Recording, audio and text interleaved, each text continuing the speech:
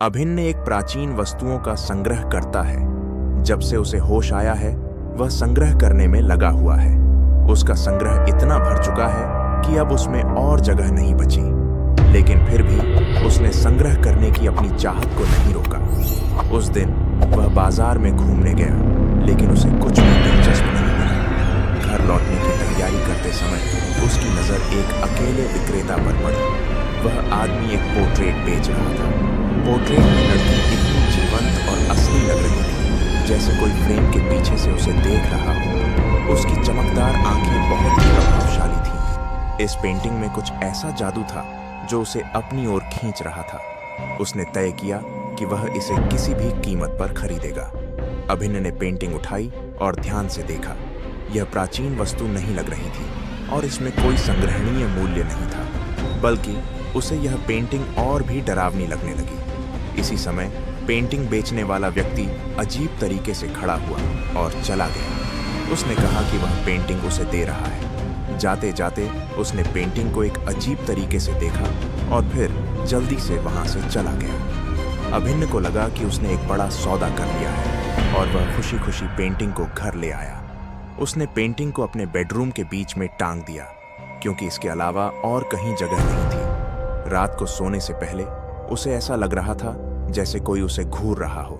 ऐसा लग रहा था कि पेंटिंग में कुछ जीवित है। इसके अलावा हाथ की स्थिति भी बदलती हुई लग रही थी। उसे याद नहीं आ रहा था कि जब वह पेंटिंग लाया था तब उसमें हाथ था या नहीं। उसके दिमाग में यह बात घूमती रही और वह कब सो गया उसे पता ही नहीं चला। अगले दिन पेंटिंग में कोई बदलाव नहीं था। शायद जब वह इसे लाया था तब उसमें सच में दाहिना हाथ था। शायद वह गलत याद कर रहा था। फिर रात हो गई। जब वह सोने के लिए बिस्तर पर जाने वाला था तो हमेशा की तरह बिस्तर के पास से गुजरते हुए उसने देखा कि पेंटिंग की आंखें उसे देख रही थीं और उसके साथ साथ हिल रही थीं। अभिन्न ने काफी देर तक देखा और सोचता रहा कि यह कैसे संभव हो सकता है। इसके बाद उसने दवा खाई और सोने की तैयारी की। अगले ही पल पेंटिंग उसे देख रही थी। उसकी आंखें उससे हट नहीं रही थीं। अभिन्न को लगा कि उसकी मानसिक स्थिति खराब हो रही है। जैसे ही वह लेटने की तैयारी कर रहा था, उसने फिर से पेंटिंग की ओर देखा। डर ने उसके शरीर को जकड़ लिया। वह अपनी सांस लेना तक भूल गया। पेंटिंग में अब वह लड़की नहीं थी, बल्कि एक डरावना चेहरा था। अभिन्न ने तय किया कि वह इसे ढक देगा और अगले दिन इसे रसोई में रख देगा। इसी समय पेंटिंग अचानक हिलने लगी। उस महिला ने अपने हाथों को सीधा किया और फ्रेम से बाहर निकल आई। अभिन्न डर के मारे जड़ हो गया। वह हिल भी नहीं सका। उन हाथों ने उसे पकड़ लिया। वे पूरे कमरे में फैल गए और सीधे अभिन्न के पैरों तक पहुंच गए। उन पतले हाथों ने उसकी टांगों को पकड़ लिया।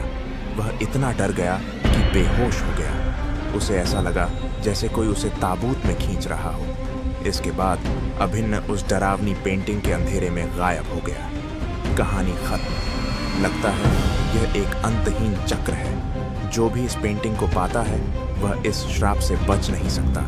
ठीक है, इस बार के लिए इतना ही। अगली बार फिर मिलते हैं। अगर आपको ये कहानी पसंद आई हो तो इस वीडियो को लाइक करें और चैनल को सब्सक्राइब करें।